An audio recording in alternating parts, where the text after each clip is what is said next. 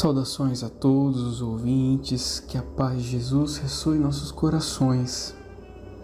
Na oportunidade de hoje, nesse atual momento em que nos encontramos, vamos abordar como tema a importância do pensamento.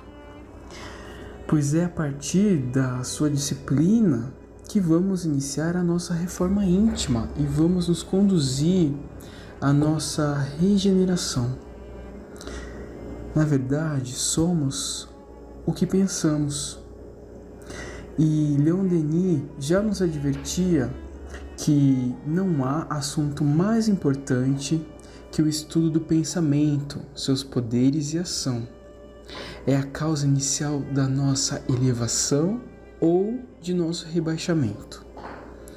E antes de chegar a essa conclusão, Leon Denis reconheceu no seu livro O Problema do Ser, do Destino e da Dor que o pensamento gera nossas palavras, nossas ações e com ele, com o pensamento, construímos dia a dia o edifício grandioso ou miserável de nossa vida presente e futura. E o autor continua: modelamos nossa alma e seu invólucro com os nossos pensamentos. Somos, de fato, co-criadores em plano menor, dizemos da nossa parte, com relação ao comentário do Leon Denis. Modelamos nossa alma e seu invólucro, significa modelamos o nosso perispírito com os nossos pensamentos. E para iniciarmos um dos aspectos desse tema tão rico e vasto, recordamos as palavras do codificador Kardec, no sentido de que, abre aspas, as imperfeições morais dão aso à ação dos espíritos obsessores, fecha aspas. Essa observação consta do Livro dos Médiuns, na segunda parte, capítulo 23, da obsessão. Então, abordando a importância do pensamento, como modelamos o nosso destino e qual o impacto disso no processo obsessivo, podemos refletir que as nossas imperfeições morais nos predispõem à obsessão. E assim, nos é autorizado concluir que, ao emitirmos pensamentos negativos e mórbidos, aqueles pensamentos intrusivos, aqueles pensamentos obsessivos, refletiremos ideias que se assemelham e facultaremos a inoculação de pensamento alheio de mesmo teor inferior, como se fosse um vírus a nos adoentar. Então, a porta para a obsessão é a nossa invigilância. A nossa invigilância que começa com os nossos pensamentos, com os nossos estados emocionais descontrolados, desequilibrados, como por exemplo o egoísmo, os desregramentos sexuais, os vícios de qualquer matiz, a revolta, a maledicência, o medo, a ociosidade, a irritação. E com raras exceções, cada um de nós apresenta ou já apresentou alguma invigilância em algum momento de nossas existências, seja por falta de oração ou seja por falta de discernimento. A oradora espírita, estudiosa, saudosa Sueli Caldas Schubert, no livro de sua autoria chamado Obsessão e Desobsessão, Profilaxia e Terapêutica Espíritas, nos desperta uma importante reflexão sobre a escravização do pensamento, a partir da questão 833 do Livro dos Espíritos. Como que é essa pergunta? A pergunta que consta no Livro dos Espíritos foi formulada da seguinte forma: haverá no homem alguma coisa que escape a todo constrangimento e pela qual goze ele de absoluta liberdade? E a espiritualidade responde: No pensamento, goza o homem de ilimitada liberdade, pois que não admite barreiras. Pode-se-lhe deter o ímpeto, porém não aniquilá-lo. Essa foi a resposta da espiritualidade. E apoiada na doutrina espírita, a Sueli Schubert nos esclarece que a obsessão é uma escravização temporária do pensamento, conjugando credores e devedores de forma inconsciente ou não, que se buscam pelas leis kármicas. Em razão da repercussão de nossos pensamentos capazes de nos libertar ou de nos escravizar, a autora nos provoca com a afirmativa de que, abre aspas, o homem não tem sabido usar o pensamento, fecha aspas, e que, abre aspas, somente agora está começando a descobrir que ele é o que pensa, fecha aspas. Então, estamos convidados a todos nós a fazermos o autoexame. Se somos nossos pensamentos, que pensamentos expressam a nossa individualidade? Não há progresso possível sem a observação atenta de nós mesmos. É necessário vigiarmos todos os nossos pensamentos para sabermos em que sentido devemos dirigir nossos esforços para nos aperfeiçoarmos.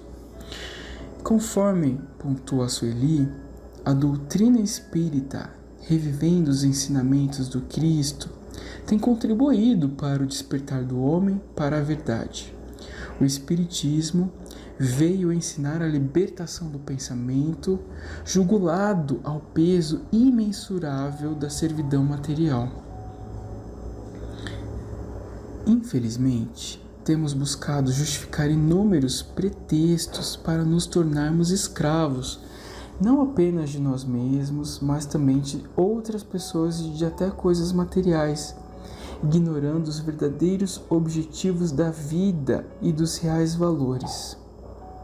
Embora nos favorecemos de viver no século XXI, onde o conhecimento científico e tecnológico avançou, o homem ainda assim torna-se escravo dos vícios, escravo do sexo, escravo do dinheiro, escravo do lazer, escravo da máquina, escravo de tudo, quando, negando a Deus, se permite a mais abjeta e dolorosa escravidão, o seu enclausuramento na masmorra sombria do egoísmo. O Espiritismo veio ensinar o processo de libertação. Que processo é esse? Jesus, que é o caminho, a verdade, a vida, modelo e guia da humanidade.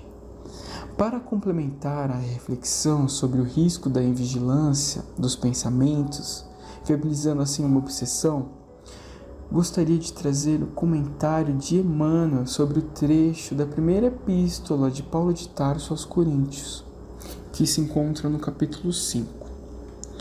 Fermento espiritual. O fermento é uma substância que excita outras substâncias, e nossa vida é sempre um fermento espiritual com que influenciamos as existências alheias. Ninguém vive só.